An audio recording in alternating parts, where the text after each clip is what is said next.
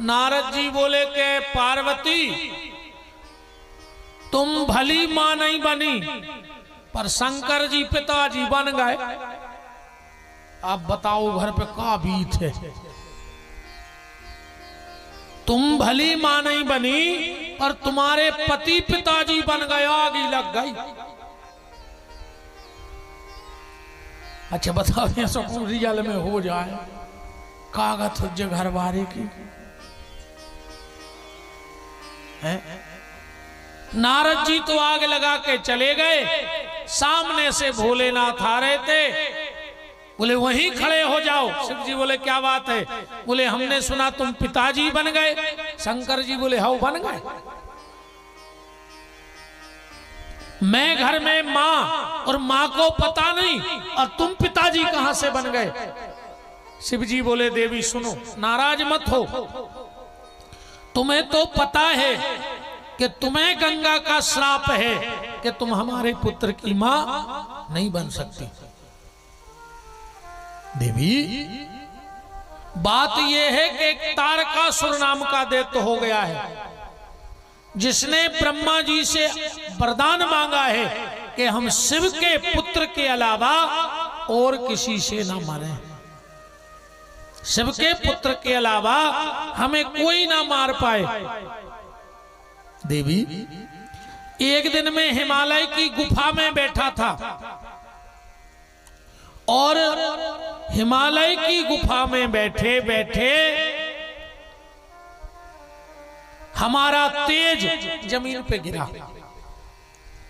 अग्नि गया और कबूतर बन करके उसने उस तेज को खा लिया। जैसे ही अग्नि ने भगवान शंकर के उस तेज को खाया, और वो तेज पूरे देवताओं के पेट में चला गया, क्योंकि अग्नि देवताओं को भोजन कराते हैं। एक बात और ध्यान से समझ लो, आप किसी भी देवी देवता का पूजा करो, हवन करो, आखिरी में क्या बोलते हो? स्वाहा स्वाहा। चाहे गणेश जी को हवन हो, चाहे दुर्गा जी को, चाहे शंकर जी को, चाहे कोनो देवता को हवन करो, मंत्र वही देवता को रहे, पर आखिरी में क्या कही है? स्वाहा। क्यों क्यों बोला जाता है स्वाहा? इसलिए बोला जाता है, अग्नि नारायण की 3 पत्नियां हैं। एक का नाम है स्वाहा, एक का नाम है स्वधा, और एक का नाम है मातरो। अग्नि नारायण की आंखों पर सवा हाथ के पलक पड़े हैं, उनको दिखता नहीं है, और इनका काम है देवताओं को भोजन कराना। तो जब स्वाहा नाम की पत्नी जाती है और कहती हम आ गए स्वाहा, तो अग्नि नारायण मुंह खोल देते हैं, और जो साकल्य वो मुंह में लेते हैं वो देवताओं को भेज देते हैं।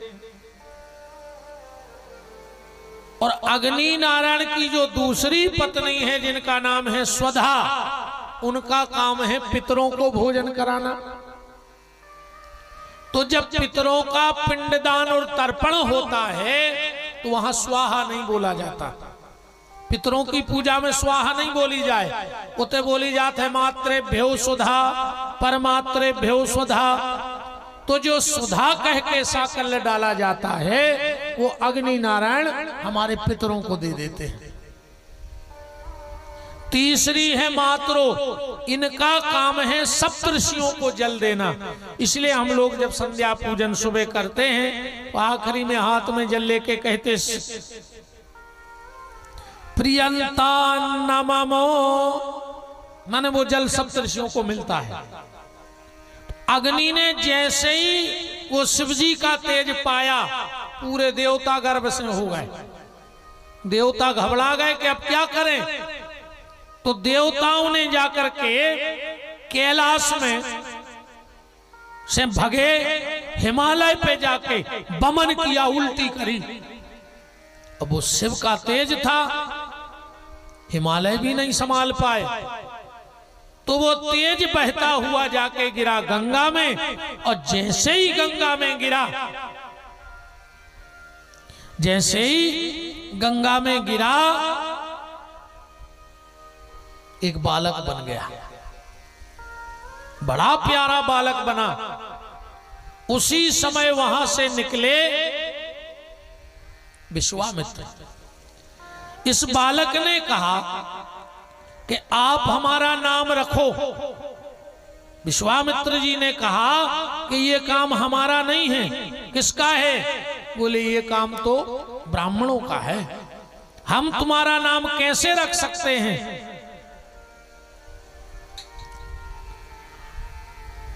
इस बालक ने कहा अगर तुमने हमारा नाम रख दिया तो तुम क्षत्रिय से ब्राह्मण हो जाओगे। इसलिए वो थे तो राज ऋषि, पर बन गए ब्रह्म ऋषि।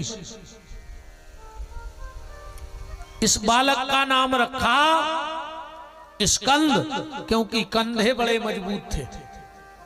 विश्वामित्र जी तो नाम रख के चले गए। सप्तऋषियों की 6 पत्नियां गंगा स्नान करने आई, और गंगा स्नान वो इसलिए कर रही थी कि हमें भगवान शिव बालक दे दे। और जब इस बालक को देखा तो 6 की 6 लड़न लगी, एक हो हमले हैं, एक हो हमले हैं, पहले हम इसको पायपान कराएंगे। तो इस बालक ने कहा लड़ो मत, हम 6 माताओं का पायपान एक साथ कर सकते हैं। और इस बालक ने अपने 6 मुंह बनाए। कार्तिकेय जी के कितने मुंह हैं? 6। कृत्तिकाओं का एक साथ पायपान करने से इनका नाम पड़ गया कार्तिकेय। 6 कृत्तिकाओं का दूध पिया एक साथ, इसलिए इनका नाम ही कार्तिकेय पड़ गया। पार्वती जी बोली हमें तो हमारा लड़का चाहिए। सबसे पहलो श्राप दो अग्नि को। पार्वती ने, अग्नि तूने मेरे पति के तेज को व्यर्थ किया, मैं तुझे श्राप देती हूं, तू सर्वभक्षी हो जाए। पहले अग्नि में मुर्दा नहीं जलते, सर्वभक्षी सब चलने लगा अग्नि में। देवताओं की पत्नियों को श्राप दिया, जाओ तुम बांझ हो जाओ। सूर्य से पूछा कहां है हमारा बेटा? बोले दिन में तो यही था, हमें नहीं पता। ढूंढते ढूंढते गंगा के पास गई और माता पार्वती कार्तिकेय जी को ले आई। 1 महीने तक इंद्र ने अपने घर में 10 टोन करवाओ कार्तिकेय जी को। 1 महीना तक बुलौआ चलो। भगवान शंकर ने कहा जाओ, 1 महीने तक इंद्र तुमने मेरे बेटे का 10 टोन समारोह करवाया, हम इस महीने का नाम ही कार्तिक का महीना रख देंगे। जो कार्तिक का महीना है, 1 महीने तक इस महीने में भगवान शंकर के बेटे का जन्म उत्सव चला।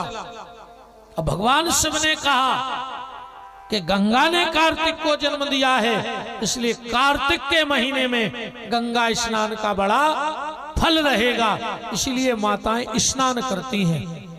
कातक नहाऊ, ये भगवान